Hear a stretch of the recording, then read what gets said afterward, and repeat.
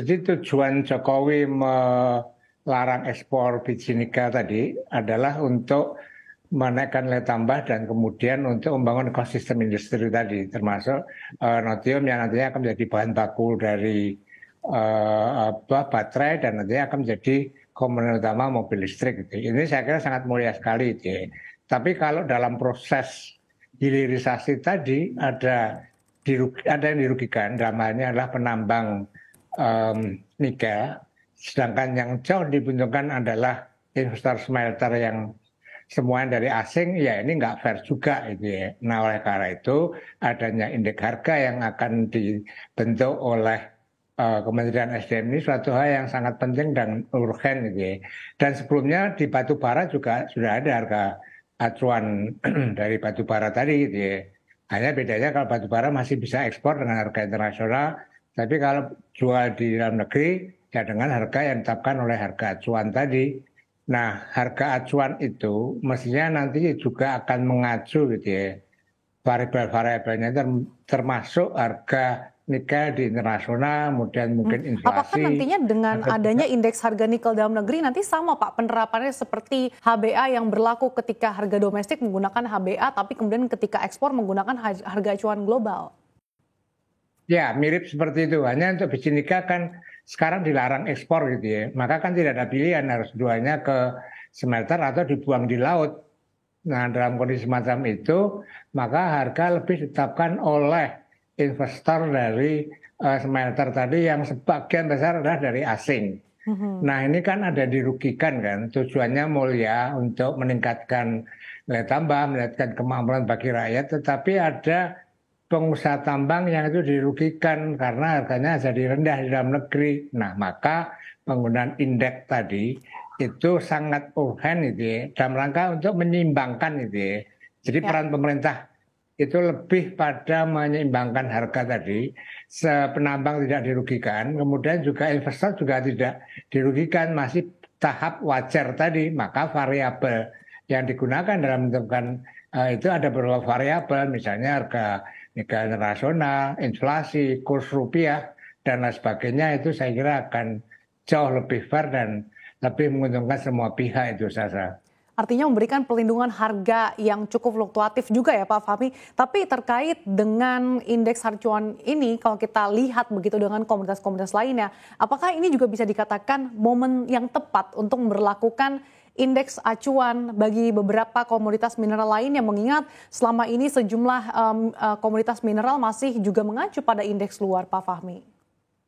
Nah, saya kira akan lebih baik gitu ya pada saat larangan ekspor tadi sudah diberlakukan, maka pada saat bersamaan indeks harga tadi sudah disusun. Jangan seperti nikel ini sudah dilarang, nggak bisa ekspor lagi, harus jual ke apa smelter, tapi harganya menentukan smelter karena nggak ada pilihan kan bagi penambang tadi. Jadi akan lebih baik kalau kemudian yang lain akan dilarang apakah timah atau juga mineral yang lain sebelum diputuskan dilarang, maka secara simultan juga indeks harga tadi sudah ditentukan sehingga Oke. para pemain tadi apakah smelter atau juga penambang itu tidak ada yang dirugikan dan ini saya kira akan lebih baik bagi investasi di Indonesia itu ya karena terjadi dengan indeks tadi itu ada fairness antara penambang dengan smelter tadi, Sasa. Ada fairness antara penambang dan juga investor smelter. Saya akan ke Pak Toha. Pak Toha, kalau pandangan Perhapi, sebetulnya apakah juga perlu untuk komunitas mineral lain diberlakukan juga rencana penerapan indeks acuan dalam negeri? Karena selama ini sejumlah komunitas mineral masih menggunakan acuan luar, Pak Toha.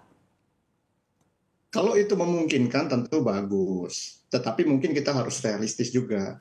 Sebab untuk mineral yang lain posisinya agak berbeda. Kalau nikel memang kita mempunyai cadangan terbesar di dunia.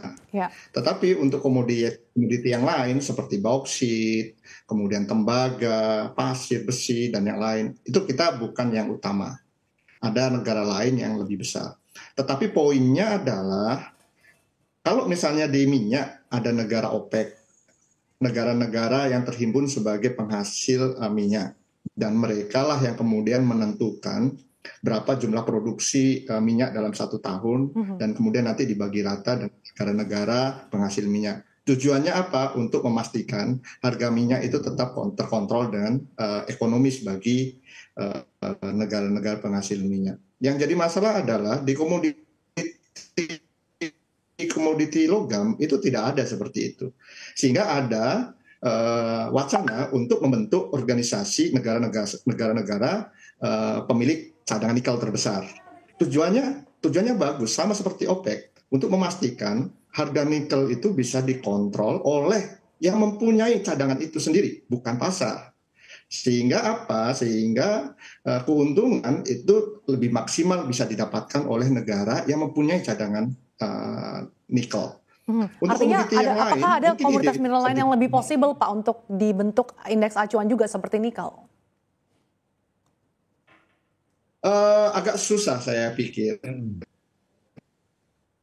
Tapi menurut saya kurang tepat itu Mbak Sasa. Silakan Pak Fahmi. Pembentukan organisasi seperti OPEC seperti diusulkan oleh Pak Toha untuk nikel barangkali kurang tepat gitu ya. Kenapa? Karena organisasi OPEC itu kan pengekspor minyak gitu ya. Sementara untuk nikel ini kan sudah ada larangan ekspor. Artinya memang tidak bisa jual lagi ekspor gitu ya. Kecuali nanti setelah ada keputusan dari WTO gitu ya. Nah, tetapi saat ini masalah yang terjadi adalah penetapan harga dari penambang ke smelter.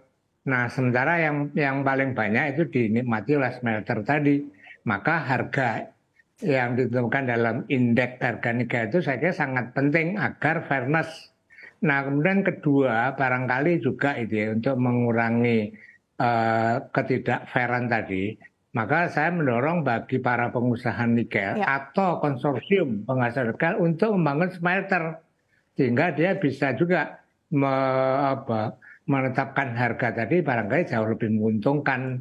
Nah, tapi dengan adanya indeks harga yang dia bisa menentukan batas bawah dan batas atas atau in between itu ya, maka di situ akan ada fairness tadi. Oke, itu Pak, saya kan ke Pak Toha. Pak Toha, ada yang ingin Anda tambahkan dari yang disampaikan Pak Fahmi, dan apakah sejauh ini Perhapi sudah diajak duduk bersama atau berdiskusi Pak dengan pemerintah? Karena pemerintah sendiri menetapkan indeks harga acuan nikel tanah air ini akan rampung di tahun ini.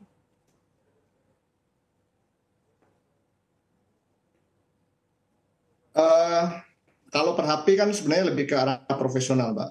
Kami itu adalah profesional, tentu punya banyak kepentingan. Ini adalah pengusaha pertambangan.